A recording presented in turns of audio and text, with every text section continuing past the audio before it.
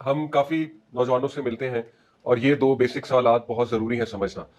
ہم اکثر انہیں اسلام ڈیپتھ میں سمجھا رہے ہوتے ہیں، دین کی بات کر رہے ہوتے ہیں، قرآن اور حدیث بتا رہے ہوتے ہیں، لیکن وی ڈونٹ ریئلائز کہ ان کے بیسک کانسیپٹس ہی ٹھیک نہیں. بیسک کانسیپٹ سے مراد ہے کہ کافی کو تو یقین ہی نہیں کہ اسلام ٹھیک دین ہے بھی کہ نہیں، اور کسی کے ذہن میں بھی آ سکتا ہے. ٹھیک ہے، جس دور میں ہم رہ رہے ہیں، گلوبلائز ورلڈ ہے، تو اس میں ہم بہت سی چیزوں سے ایکسپوز ہیں نا. ہم دیکھتے ہیں، ہمارے ذہن میں سوال تو آتا ہے کہ یار جو کلچرل اسلام ہے اور جو بک فارم میں اسلام ہے اس میں بڑا تضاد ہے. جب کلچرلی اسلام پریکٹس ہوتا ہے، جب بک فارم میں دیکھتے ہیں تو بڑا تضاد آتا ہے. پھر ظاہر ہے یہ سوال بھی آتا ہوگا کہ یار دوسرے مذاہب کے لوگ بھی تو اچھے ہی ہیں، تو ان کا کیا قصور وغیرہ وغیرہ. تو یہ اس لیے پہلی کلاس جو میں نے رکھی تھی ٹو کلیریفائی کہ اصل میں دین کیا ہے، صحیح دین کون سا ہے، ہماری کیا ذمہ داری ہے، دوسرے مذاہب کے لوگوں کے ساتھ ہمارا کیسا رویہ ہونا چاہیے وغیرہ. بہت سے لوگ کو پرپز ہی کلیئر نہیں ہے. جب تک آپ کا پرپز کلیئر نہیں ہوگا تب تک زندگی ٹھیک سے نہیں گزرے گی. ٹھیک ہے، فار ایگزامپل اگر ہم یہ سمجھتے ہیں کہ زندگی میں 100% ہیپینس ہی ہوگی، ہیپینس ہی اچیو کرنی ہے، مقصد بھی ہیپینس کو چیز کرنا ہے، تو پھر تو انسان کبھی بھی خوش نہیں رہے گا. جیسے بانو قدسیہ کا ایک جملہ ہے، اور دو جملہ کچھ زیادہ ہی پیسمسٹک ہے لیکن کسی حد تک بات ٹھیک ہے. بانو قدسیہ جو شفاق احمد کی وائف تھی، ان کا ایک جملہ ہے کہ انسان غم کی گرفت سے کبھی نہیں نکلتا، خوشی تو تھکان اتارنے کا نام ہے. تو آلدو یہ بہت ہی زیادہ پیسمسٹک ہے، لیکن کسی حد تک بات درست بھی ہے.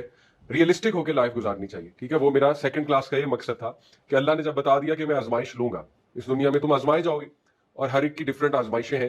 تو جب تک پرپز آپ کا کلیئر ہے، پرپز یہ ہے کہ جنہ از مائی پرپز اور seeing Allah, meeting my creator is my purpose, تو انسان میں برداشت بھی آ جاتی ہے، ٹالرنس بھی آ جاتی ہے، اور انسان پھر اپنے نصیب کو بھی ایکسیپٹ کر لیتا ہے، تقدیر کو بھی ایکسیپٹ کر لیتا ہے اور آگے بڑھتا جاتا ہے. ٹھیک ہے، کہ اگر زندگی کو بامقصد بنانا ہے تو اس میں کوہرنس ہونی چاہیے.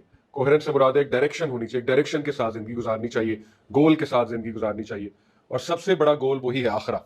جب تک وہ گول زندہ ہے تب تک انسان آگے جی لے گا اور بہت اچھے سے جی لے گا. ٹھیک ہے، آپ کو میں نے بتایا تھا کہ دیکھیں یہ گول اتنا بڑا ہے، اتنا کمال ہے کہ چھوٹے چھوٹے گولز اگر نہ بھی اچیو ہوں تو بندہ بالکل ڈپریشن میں نہیں جائے گا. تھوڑا سا اس کو غم ہوگا عارضی طور پہ، لیکن بعد میں وہ کم بیک کر لے گا کیونکہ اسے پتہ ہے کہ یار یہاں نہ ملا تو وہاں مل جائے گا. تو یہ اتنا زبردست کانسیپٹ ہے ہمارا آخرت کا جو کانسیپٹ ہے. اب سوچیں جن کا صرف دنیا ہی اصل زندگی ہے، دنیاوی گولز ہی اصل گولز ہیں، تو ان کے ڈپریشن میں جانے کے زیادہ چانسز ہیں. مثال کے طور پہ کوئی CSS کرنا چاہتا ہے، نہ ہوا، سو واٹ. ٹھیک ہے، اب کیا ہوگا؟ اگر تو وہی واحد گول تھا پھر تو لائف از اوور، پھر تو زندگی ختم ہو گئی کیونکہ وہ گول ہی وہ تھا. اسی طرح اگر کسی نے مثال طور کسی سے شادی کرنی ہے، اب اللہ نوز بیسٹ ہوگی کہ نہیں ہوگی، سپوز نہیں ہوئی، پھر کیا؟ گول وہی تھا تو لائف ختم.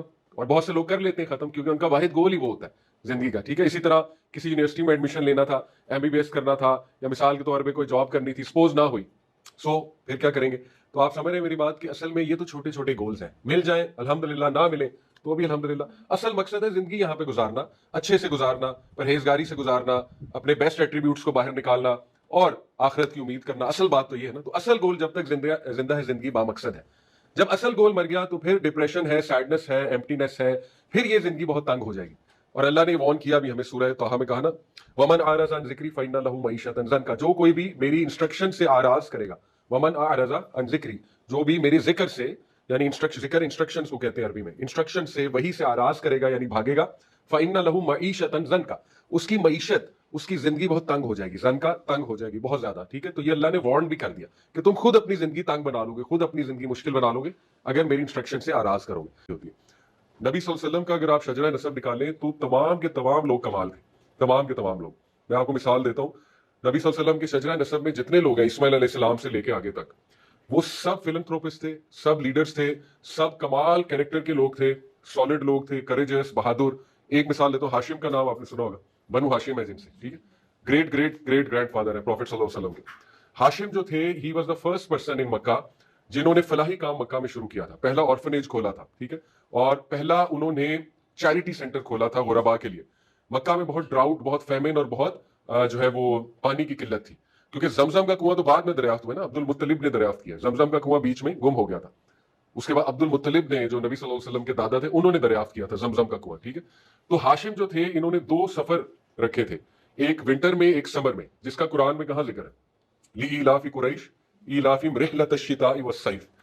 اللہ تعالیٰ قریش کو اپنی فیورز یاد کرا رہا ہے کہ یاد کرو قریش والوں کہ میں نے تم پہ کرم کیا، اور تمہارے جو 2 سفر ہوا کرتے تھے، ایک ونٹرز میں اور ایک سمر میں، سورہ قریش میں اس کا ذکر ہے. ٹھیک ہے، جس سے تم لوگوں نے بڑا کمایا اور تم لوگوں کو کھانے کو ملا، پینے کو ملا. تو یہ 2 سفر کی انیشیشن ہاشم نے کی تھی، نبی صلی اللہ علیہ وسلم کے جو گریٹ گریٹ گرینڈ فادر تھے. اور ان 2 سفروں کا مقصد بہت نیک تھا. मकसद देखे कितना नेक था। तिजारत सेकेंडरी पर्पस था कि तिजारत होगी, मेन पर्पस ये था कि जो प्रॉफिट आएगा उससे गुरबा, मसाकीन और यतीमों की कफालत की जाएगी और उनको खाना दिया जाएगा, पानी दिया जाएगा। तो हुआ ऐसे कि एक सफर पे इनकी वफात हो गई हाशिम की, और आप हैरान हो जाएंगे फौत कहाँ हुए और दफन कहाँ है, गजा में। आप बेशक गूगल कर लें, हाशिम जो है ये फौत हुए गजा में, फलस्तीन में, और दफन भी वहां है। तो अब यहां से अंदाजा लगा लें गजा की सरजमीन हमारे लिए कितनी इंपॉर्टेंट है, जहां पे इस वक्त जो है वो क्या हो रहा है हमारे सामने, ठीक है। एनीवे, मैं आपको बता रहा था कि जितने कमाल लोग के आप शजरा नसब को निकालें तो आपको उनमें किरदार कॉमन नजर आएगा, कि किरदार बहुत कमाल का था, इसीलिए आज उनकी गुड रेपुटेशन जारी है। आप देखें, हजरत इब्राहिम के बारे में अल्लाह ने कहा कि इब्राहिम को हमने हसना अता किया। हसना क्या है? जो हम दिन रात मांगते हैं, रब्बना आतिना फिद दुनिया हसना व फिल आखिरति हसना वकीना अज़ाबन नार।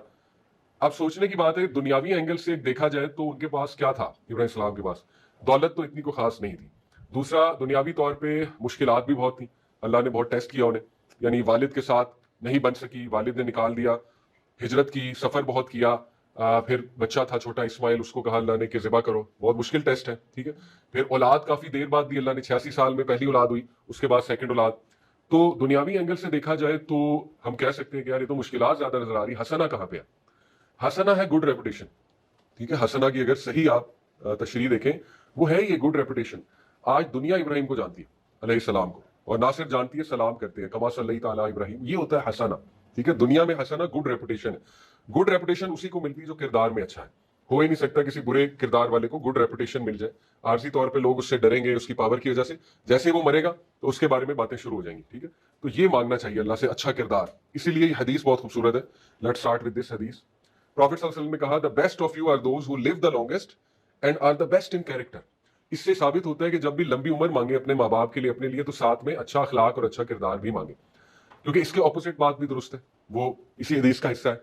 The worst of you are दोस्त, तुम में से बदतरीन वो हैं जिनकी उम्र लंबी है और वो किरदार में बहुत बुरे हैं, क्योंकि ऐसा इंसान जो है वो फिर बहुत ज्यादा करप्ट होगा, बहुत तहलका मचाएगा दुनिया में, बहुत फितना मचाएगा। तो लंबी उम्र जब भी मांगे तो अच्छा किरदार भी अल्लाह से मांगे, ठीक है।